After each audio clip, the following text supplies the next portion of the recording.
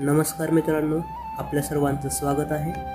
ज्याप्रमाणे एक दिवा अनेक दिव्यांना प्रकाशित करू शकतो, त्याचप्रमाणे एक चांगला विचार अनेक चांगल्या विचारांना जन्म देऊ शकतो. असेच चांगले विचार तुमच्यापर्यंत पोहोचवण्याचे कार्य आम्ही हाती घेतले आहे. आपली साथ आणि प्रतिसाद नेहमी आमच्यासोबत असू द्या आणि चॅनलला शेअर व सबस्क्राईब करायला विसरू नका. आजच्या जगात जरी माणसाने तंत्रज्ञानात प्रगती केली असली तरी मानसिकतेमध्ये मात्र अधोगतीच झालेली दिसते. आणि याला कारण म्हणजे माणसाचा जीवनाकडे बघण्याचा चुकीचा दृष्टिकोन किंवा ध्येयरहित व कर्महीन असे जीवन. कर्माचे महत्त्व हे तर भगवान श्रीकृष्णांनी सांगितलेल्या भगवद्गीतेतील मूळ विचार आहे. पण अनेक जण कर्म न करता आपला वेळ फुकट वाया घालतात आणि नकारात्मकतेच्या व आळसाच्या गुलाम होऊन बसतात.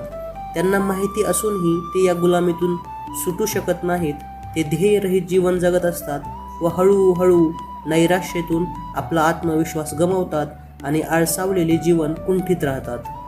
आजचा अध्याय हा जीवनाला एक नवी दिशा आणि नवा अर्थ देणारा आहे.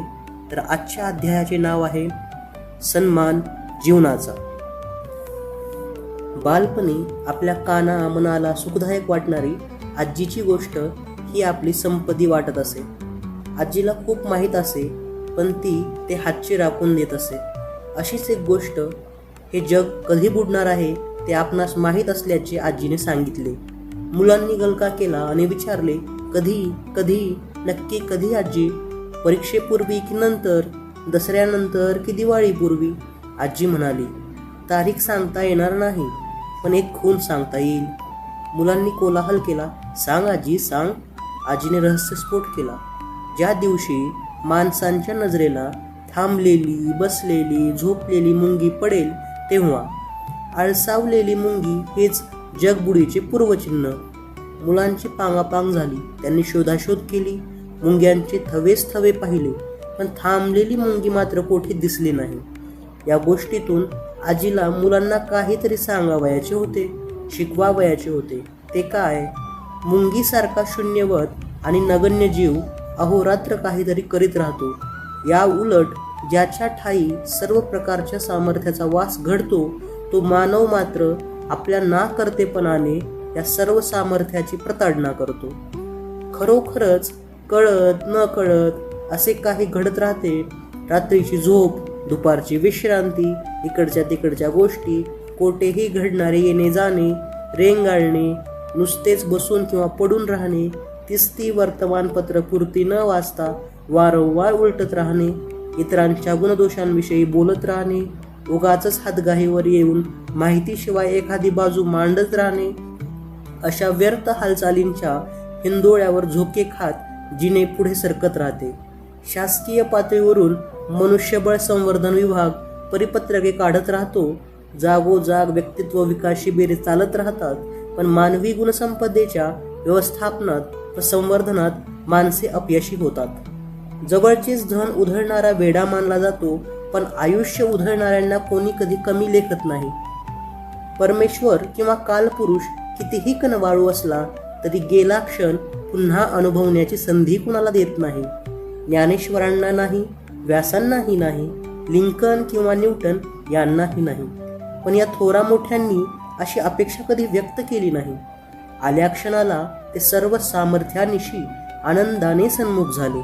अखंड धडपड, मनाच्या तडफडीने धडपड हेच त्यांचे ब्रीद होते.